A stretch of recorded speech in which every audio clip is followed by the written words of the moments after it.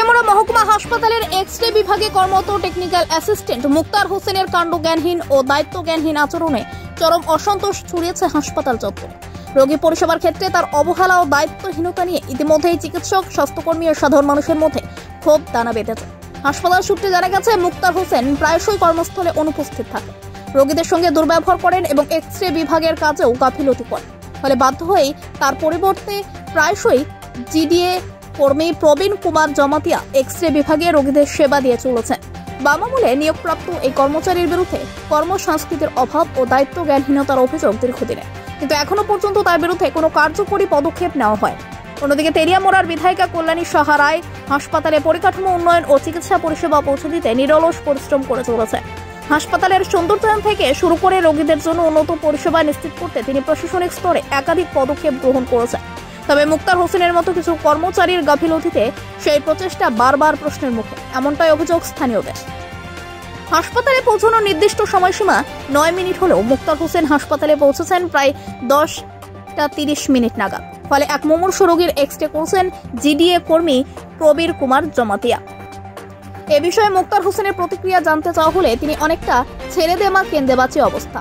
আমতা আমতা করে সংবাদ মাধ্যমের সামনে গুরুত্বপূর্ণ মিটিং এর কারণে আগরতলায় ছিলেন, বাইক নষ্ট ইত্যাদি পাহাড় সমান অজুহাত তুলে ধরেন।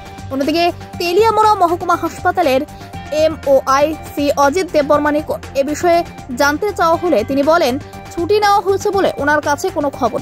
পাশাপাশি বিষয়টি খতিয়ে দেখার আশ্বাস দিয়েছেন সংবাদ মাধ্যমের সামনে তিনি।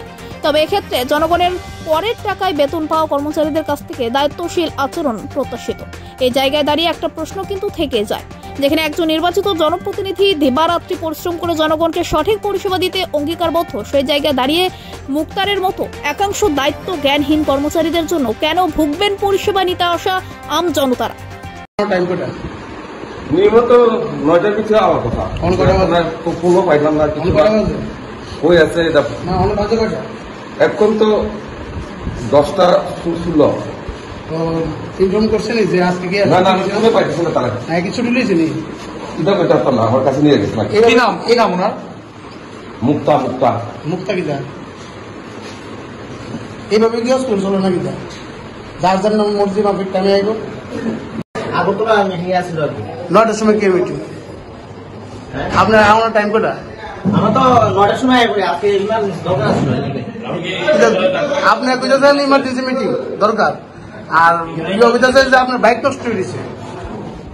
আরে বুঝি দাও, আমি তো সবসময় টাইমে আই, মানে ইমার্জেন্সি দরকার আছে।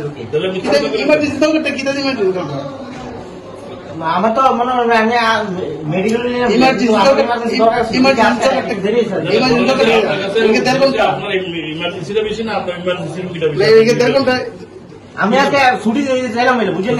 আমি ছুটি গেলে আলাদা কথা। না না এখন ইমার্জেন্সি দরকারটা আপনার কি তা? হ্যাঁ দরকার মিটিং আসলো কি আগরতলা আইতে একটু দেরি আছে আর কি, তো বাইকটা নষ্ট আসলে লিখা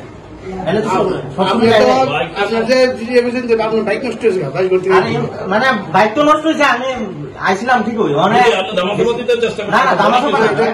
সত্যি আঙ্কেল। আমি কই আমি সবসময় আমি যেই টাইমে এই টাইমে আপনার নাম লিখতে? হ্যাঁ আমার নাম মুক্তার হোসেন। বাড়ি কোন জায়গায়?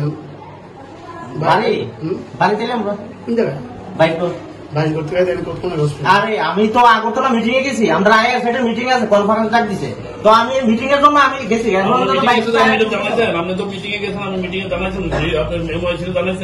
আমি আর আগে টাইমে আমি ইনফর্ম করে গেছি, তাই না ইমার্জেন্সি